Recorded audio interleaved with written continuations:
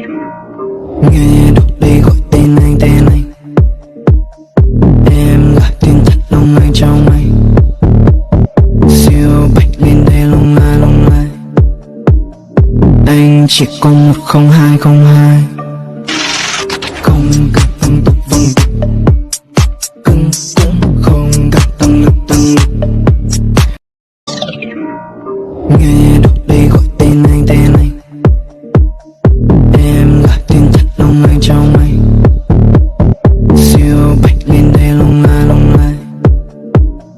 anh chỉ có 10202